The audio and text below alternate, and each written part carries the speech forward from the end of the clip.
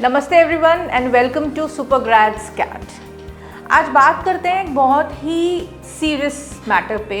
Cat के जितने भी स्टूडेंट्स हैं they are appearing for mocks, they are taking mocks from different sources, लेकिन कहीं पर भी उन्हें कोई सेंस ऑफ सेटिस्फैक्शन नहीं मिल पा रहा। इनफैक्ट हर मॉक के बाद में डिप्रेशन, हर मॉक के बाद में जो है डीमोटिवेशन बढ़ता जा रहा है। इनफैक्ट कुछ स्टूडेंट्स तो मेरे पास ये लेकर भी आए कि मैम इस साल गिव अप कर देते हैं, प्रोबेबली नेक्स्ट ईयर देखेंगे, या हमारे ऑफिस के साथ में या वर्कलोड के साथ में तो नहीं ही हो पा रहा।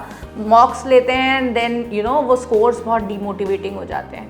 I thought let me talk to everyone about this issue कि हाँ, this is something which is happening and this is something which has to be addressed. So let's have a talk about it कि इसको कैसे deal किया जाए. What should be the correct mindset while you are taking a mock, before you take a mock, while you are taking a mock and after you have taken a mock. So this is something which we need to actually discuss in detail. देखो, basically cat हो या कोई भी entrance exam हो, आपने IIT JEE की तैयारी की हो, नीट की तैयारी की हो या किसी भी कॉम्पिटिटिव एग्जाम की आप तैयारी कर रहे हो, something which is very very important is you have to take a mock, you have to analyze it in detail, improvise on your weaker sections, and obviously you have to take that mock again.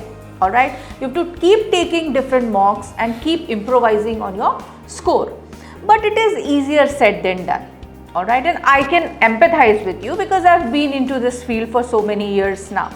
तो basically हमें अपना एक mindset create करना है ताकि हर mock के बाद हम वो जो डीमोटिवेशन हो रहा है, डिप्रेशन आ रहा है, हमारा जो स्कोर लो चला जाता है बार बार, उससे हम डील कैसे कर लें। तो सबसे पहली चीज़ तो ये है कि मॉक्स तो हमें देने हैं, मॉक्स को दिए बिना तो प्रिपरेशन होगी नहीं, लेकिन अपने लिए बहुत ज़्यादा कंफर्ट जोन क्रिएट न करें, ठीक है, क्योंकि रियल कैट आपको सेंटर पे जाकर देना है और वो आपके कंफर्टेबल टाइम के हिसाब से नहीं होगा, उसका टाइम स्लॉट बहुत फिक्स है। So you have to take your actual mocks also in those actual time slots. Morning का टाइम स्लॉट, आफ्टरनून का, इवनिंग का फिक्स टाइम स्लॉट्स हैं। You have to take your mocks in those time slots only. Come what में तुम्हारी नींद पूरी नहीं हो रही है, थकान हो रही है, या दोपहर के समय नींद आ रही है, या शाम के समय you feel you are drained up, लेकिन फिर भी you will have to bear that and you have to overcome that.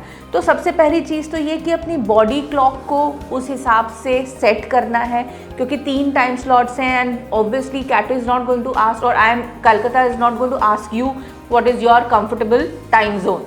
So you will have to be prepared for that. Second is obviously there will not be utter silence and comfort of your room, alright, when you are taking CAT.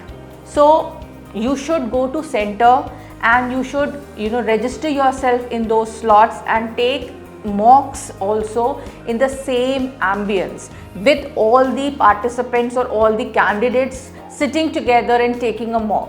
वो माहौल बनता है उससे, उस माहौल से ना आपको उस तरह की वाइब्स क्रिएट होती हैं कि हाँ हम एक्चुअल कैट ले रहे हैं। तुम्हें पता है क्लासरूम में बहुत शार्प स्टूडेंट्स हैं जो कि बहुत अच्छे आंसर्स देते हैं, they are able to solve questions quickly, they are able to come up with accurate answers in the classroom, लेकिन पता नहीं क्या हो जाता है जब वो मॉक लेते हैं या एक्चुअल कैट लेते हैं, सब गड़बड़ कर देते हैं। Why this happens? बिकॉज हम अपने आप को अकस्टम नहीं कर रहे, हम उस माहौल में अपने आप को ढाल नहीं रहे, हम अडेप्ट नहीं कर पा रहे।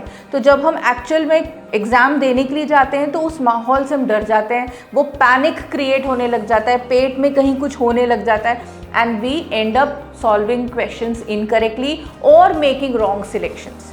सो don't worry about that, it will take a little while, alright, and hence अगर तुम्हारे साथ अभी मॉक में डिजास्टर्स हो रहे हैं तो take it from my side कि ये एक बहुत नॉर्मल प्रोसेस है, तुम सिर्फ अभी टीथिंग ट्रबल्स से निकल रहे हो. Keep taking मॉक्स, keep analysing the मॉक्स in detail, come and discuss things with your faculty members and seniors and improvise on your score. Do not give up. This is not time to give up. This is the time to take things hands on and take that challenge कि नहीं मुझे panic होगा, मैं हर बार mock लेने जाऊंगा या जाऊंगी और मुझे हर बार पैनिक होने वाला है, लेकिन I'll have to be very strict with this, क्योंकि मुझे इस बार कैट निकालना है। एंड मुझे कैट निकालना है मतलब क्या, कि मुझे उस पैनिक सिचुएशन से अपने आप को डील करना सिखाना है। तो सबसे पहली चीज़, जैसे हम कैट के लिए प्रिपेयर कर रहे हैं वैसे ही मॉक के लिए प्रिपेयर करेंगे। उन सारे टॉपिक्स को रिवाइज करेंगे before you start taking your mock. हमने पिछले जो मॉक्स लिए हैं उसमें जो गड़बड़ की है उसको एक रात पहले या एक दिन पहले पूरी तरह से देखेंगे कि हमने पिछले मॉक में क्या क्या गड़बड़ करी थी, जो हमें इस मॉक में रिपीट नहीं करनी है। दूसरा, हमें हमेशा अपनी बॉडी को हाइड्रेटेड रखना है, पानी हमेशा पीते रहना है। बिना पानी पिए, बिना पेट में अन्न डाले हुए अगर हम भूखे प्यासे किसी भी मॉक को या किसी भी एग्ज़ाम को अपीयर करेंगे तो वो घबराहट ही क्रिएट करेगा। इनफैक्ट उससे आप बीमार ज़्यादा पड़ोगे और आपका माइंडसेट बिल्कुल ख़राब होने वाला है। इसलिए इट्स वेरी इंपॉर्टेंट, ये बहुत ही मामूली चीज़ समझते हैं हम, लेकिन this is really detrimental for your scores. तो इसलिए इट्स वेरी इंपॉर्टेंट कि एग्ज़ाम के पहले जब भी हम एग्ज़ाम देने के लिए बैठ रहे हैं, चाहे वो मॉर्निंग स्लॉट हो, चाहे वो आफ्टरनून स्लॉट हो, चाहे वो इवनिंग स्लॉट हो, तुम्हारे पेट में खाना होना चाहिए, पानी होना चाहिए, तुम्हें अच्छा रेस्ट मिला हुआ होना चाहिए, जिससे तुम्हारा दिमाग संतुलित रहे, कंट्रोल में रहे, and you will be able to focus more. You can see for yourself, अगर तुम भूखे प्यासे एग्ज़ाम देते हो तो पैनिक बहुत ज़्यादा होता है, और अगर पेट में खाना है, रेस्ट किया हुआ है, तो दिमाग बहुत फ्रेश रहता है और अच्छे से हम अपने क्वेश्चंस पे फोकस कर पाते हैं। इनिशियल 2 to 3 मिनट्स का पैनिक हर मॉक में होने वाला है, और वो होता ही है, सबको होता है, तुम्हें अकेले नहीं हो रहा, सभी को होता है वो। लेकिन वो जो इनिशियल नर्वसनेस है उसको बीट करने की जगह अपने एग्ज़ाम के ऊपर फोकस करना हमें सीखना है। और वो जैसे जैसे हम मॉक्स के लिए अपने आप को अडेप्ट करते चले जाएंगे, जैसे जैसे हम अपने स्कोर्स को इम्प्रोवाइज़ करते चले जाएंगे, वो अपने आप होता चला जाएगा।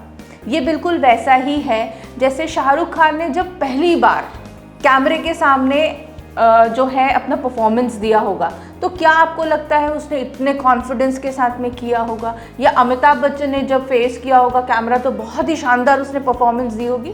ऐसा नहीं होता। आपको भी पता है कि चाहे वो कितने भी शानदार एक्टर्स रहे हों, लेकिन उन्हें ड्रेस रिहर्सल करनी ही पड़ती है अपने डायलॉग्स की।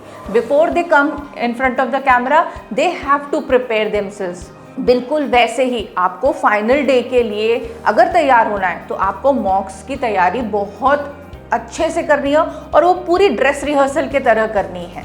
वो सारी चीज़ें करनी है जो आप उस दिन कैट वाले दिन करने वाले हो। इसीलिए अपने रूम के कंफर्ट और अपने दिन के किसी भी टाइम में लेने के कंफर्ट से बाहर निकलना है, पहली चीज़। दूसरा, अपने मॉक के पहले अपनी सारी गलतियों को एक बार देख लेना है कि हमें कौन कौन सी चीज़ें नहीं दोहरानी है, हमने पिछले मॉक में क्या गड़बड़ करी है, और मॉक देने के बाद हमें उसको अच्छे से डिटेल में हर एक क्वेश्चन को एनालाइज करना है कि हमने कहाँ सिलेक्शन सही किया, कहाँ गलत गया, कौन से क्वेश्चन में हम अटक गए थे और हमने टाइम वेस्ट कर दिया था, और कहाँ हमने बिल्कुल तुरंत क्वेश्चन आंसर कर दिया and you were able to solve it very quickly. Whether it is VARC, whether it is quants, whether it is DILR, you don't have to waste time in tough questions. Your selection will be there only when you are able to focus on questions which are sure to give you good marks.